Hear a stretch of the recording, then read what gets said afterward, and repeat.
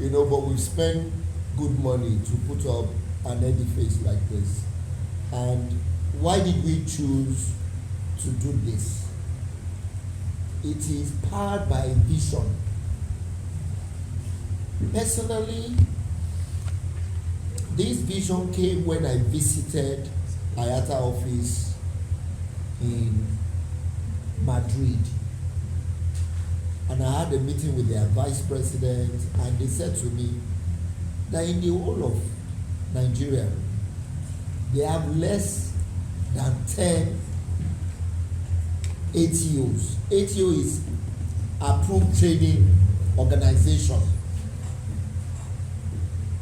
And I said to them that in an environment where we have over 200 million people, you are telling me we have less than 10? Well, if you are less than 10, if you are 9, I'll be the 10th one. And I decided to come back to start an aviation school. And to the glory of God, we started from Toyin Street, which was their first office. We realized that the reason a lot of people will not invest in that area is highly regulated with a lot of restrictions. Highly regulated with a lot of restrictions. Then we say, if that's the case, it means that there are opportunities for those that are willing to do things right. Then we push further. We came down to Emina Crescent, number 16, which was bigger than what we had in Toyin. And we still found out that it was still a struggle after COVID. Because COVID now made our classes to shrink more. By giving 1 meter, we now said we need something much bigger. And that was how we got to where we are. When we were in Toyin, we had just about 3 classrooms. We moved to Emina, the other side. We had 4 classrooms. And here we are where we have 8 classrooms with bigger capacities. And that has really positioned us for the kind of growth that we're looking for. Every time you speak about aviation school, the ones that you hear people talk about, they will mention Land Rover, but Captain Boyo has become very busy with Overland, that Land Rover has lost, its presence. So we are going to help him bring back that dream of what he was doing in that space. So that is how we got to where we are in terms of the school. But this idea of coming into aviation started in 2002. And I was a banker. I left banking in 2003. In 2002, I wanted to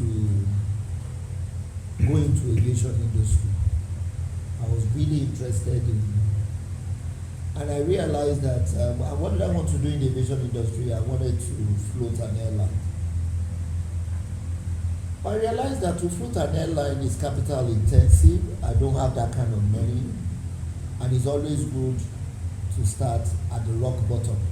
At least nobody climbs the ladder from the top. So I said the best approach would be understand the commercials by running a travel agency. That will give you insight into, because that's without travel agencies, a lot of airlines will die or they'll struggle. And I've said this thing to some of our local airlines, because they always believe that their job is to sell tickets. That is the beginning of their failure.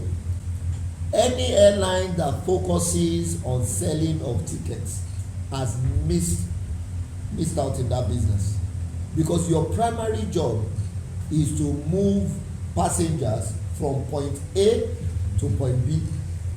then allow the rest to be handled by others. But they get discouraged because of the commission they intend to give to travel agents. And the question you should ask yourself is, everywhere around the world, is that the way it's being done? No. So why should you do yours differently here? By saying you want to sell ticket, you will miss it. Because you will expose yourself to a lot of things that shouldn't happen. So the vision came 2002, 2003. I tried as much as possible to make it happen, but man proposes, God disposes. It didn't come to pass until 2006. And by 2006, that was when we started Finchglow Travels at Falomo Shopping Complex. And being a manager in the bank, to have started a travel agency, how much could the company have that they will be able to pay me salary? So it was all about let us kick the dream and bring it to life. Luckily you're asking me this. Our theme for this month is dream, dare, and deliver. Because you have to dream, and you have to bring that dream to reality by taking that bold step. When you take that bold step, then you are able to deliver. And that's what brought us to where we are today.